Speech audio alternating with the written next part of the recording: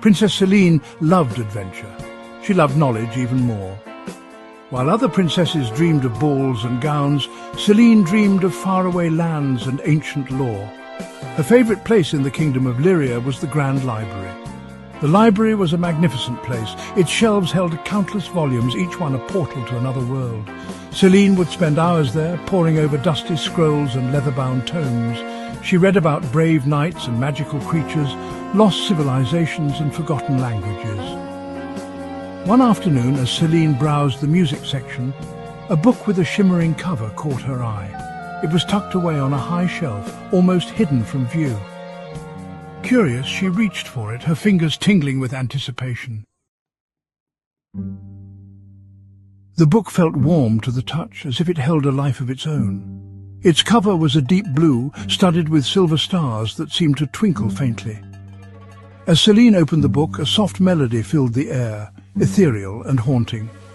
Inside, nestled between the worn pages, lay a single sheet of music. The music sheet glowed with an inner light, illuminating the notes with an otherworldly radiance. The title, written in elegant script, sent shivers down Selene's spine. The Lost Symphony. She had never seen anything like it. Intrigued and a little afraid, Selene carefully lifted the sheet from the book.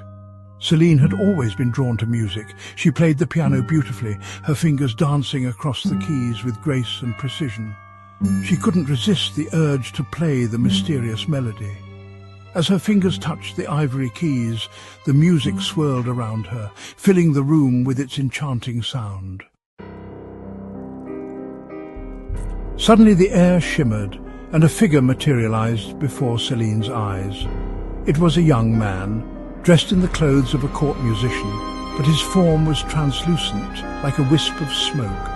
He had kind eyes and a sad smile, and he held a silver flute in his ethereal hands. "Greetings, Princess Selene," the ghostly figure said, his voice a soft whisper. "My name is Alaric, and I am bound to this melody. A jealous sorcerer cursed me, trapping my soul within this music sheet." He explained that the sorcerer envied his talent and sought to silence him forever. To break the curse, Alaric continued, "The Lost Symphony must be played in a place where the winds never cease, where the very air sings. Only then can my soul be freed." Selene, her heart filled with compassion, vowed to help him. The next morning, Selene announced her decision to the court. She was going on a quest to find the place where the winds never ceased, to break the curse that bound Alaric. Some courtiers scoffed, while others expressed concern. But Selene was determined. She knew in her heart that she had to help Alaric. She packed her bag with supplies, including the magical book and the glowing sheet music. She also brought her trusty compass, a gift from her father, the king. It was said to always point the way to true north, but legend had it that it could also guide travellers to their destiny. As Selene rode out of the castle gates, she knew that a long and perilous journey lay ahead. But she was not afraid. She had the Lost Symphony, Alaric's guidance, and most importantly, a heart full of hope. Section 5. The Whispering Peaks. Alaric, now a constant companion, though invisible to others, explained that the place where the winds never ceased was a legendary place called the Whispering Peaks. It was said to be shrouded in mist and guarded by ancient spirits. Few had dared to venture there and return to tell the tale. Selene's journey took her across vast plains and through dense forests. She climbed treacherous mountains and navigated winding rivers. Along the way, she encountered many challenges. She faced wild beasts and treacherous terrain, her courage tested at every turn. Finally, after weeks of travel, Selene reached the foot of the Whispering Peaks. The mountains loomed before her, their peaks lost in swirling mist. The air was filled with the sound of the wind, whistling and moaning through the canyons. Selene took a deep breath, feeling a mixture of fear and excitement. Section 6. The Fox and the Healer. As Selene ventured deeper into the mountains, she realized she was not alone. A small silver winding rivers. Along the way, she encountered many challenges. She faced wild beasts and treacherous terrain, her courage tested at every turn. Finally, after weeks of travel, Selene reached the foot of the Whispering Peaks. The mountains loomed before her, their peaks lost in swirling mist. The air was filled with the sound of the wind, whistling and moaning through the canyons. Selene took a deep breath, feeling a mixture of fear and excitement. Section 6. The Fox and the Healer. As Selene ventured deeper into the mountains, she realized she was not alone. A small silver fox with intelligent eyes began to appear on the path ahead of her. At first, Selene thought it was just a wild animal, but the fox continued to reappear, guiding her along the safest routes. One evening, as Selene was tending to her horse's sore hooves, an old woman emerged from the trees. She had kind eyes and gentle hands, and she carried a pouch filled with herbs and potions. She introduced herself as Ilara, a healer who lived among the peaks.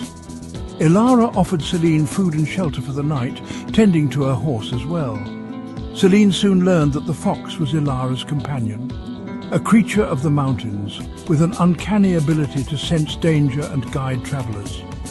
Ilara warned Selene about the dangers that lay ahead, including the guardian of the peaks, who was said to be fearsome and unforgiving. However, Ilara, touched by Selene's kindness and determination, provided her with a protective amulet and words of encouragement. Section 7. Lyra's Challenge. As Selene approached the summit of the highest peak, the air grew colder and the wind howled like a banshee. Suddenly, a figure emerged from the mist, blocking her path. It was a young woman, about Selene's age, with fiery red hair and piercing green eyes. She wore a dress of woven leaves and carried a staff topped with a crystal that pulsed with power. "Who dares to trespass on sacred ground?" the woman demanded, her voice echoing through the mountains. "This path is forbidden." She introduced herself as Lyra, the guardian of the Whispering Peaks, sworn to protect them from intruders. Selene explained her quest, her voice filled with sincerity, describing Alaric's plight and her desire to help him. Lyra listened intently, her expression unreadable. When Selene finished speaking, Lyra said, "The curse you speak of is a powerful one. Only those with pure intentions and unwavering spirit can hope to break it. Prove your worth, princess, and perhaps I will allow you to pass." Section 8. Breaking the Curse. Lyra challenged Selene to a series of trials, testing her courage, her compassion, and her resolve. Selene faced each challenge with grace and determination, her heart filled with the desire to help Alaric. She navigated treacherous paths, solved ancient riddles, and even faced her own fears in a dark and winding cave. Finally, after what felt like an eternity, Selene stood before Lyra once more. The Guardian's expression had softened, and a hint of admiration shone in her eyes. "You have proven yourself worthy, Princess Selene," Lyra said. "Go now to the very summit of the peak. There, where the winds never cease, you will find your answer." Selene, guided by the silver fox, made her way to the summit. As she reached the highest point, the wind buffeted her, threatening to tear the music sheet from her grasp. Taking a deep breath, Selene began to play the Lost Symphony. The notes soared into the air, mingling with the howling wind, creating a symphony unlike any she had ever played before. The music swirled around her, filling the mountains with its haunting melody. Section 9. The Music of Lyria. As the last note faded, the air shimmered and Alaric appeared before Selene. This time, however, he was no longer a translucent ghost, but a man of flesh and blood, his eyes shining with gratitude. He thanked Selene for her bravery and kindness, his voice filled with emotion. As he spoke, a single tear rolled down his cheek, shimmering like a diamond in the sunlight. Selene and Alaric returned to Lyria, where they were greeted as heroes. Lyra, her heart touched by Selene's compassion, also returned, seeking forgiveness for her past actions. Selene welcomed her with open arms, understanding that even guardians could be misguided. Together, Selene, Alaric and Lyra worked to bring peace and harmony to the kingdom. Alaric, his curse broken, shared his musical gift with the kingdom. He and Celine composed songs about their adventures, about courage and forgiveness, about the power of kindness and the magic of pure intentions. Their music filled the streets of Lyria, transforming the kingdom into a place of joy, hope and harmony. And so, the tale of Princess Celine and the Lost Symphony was passed down through generations, a timeless reminder that even the most impossible dreams can come true with a little bit of courage and a whole lot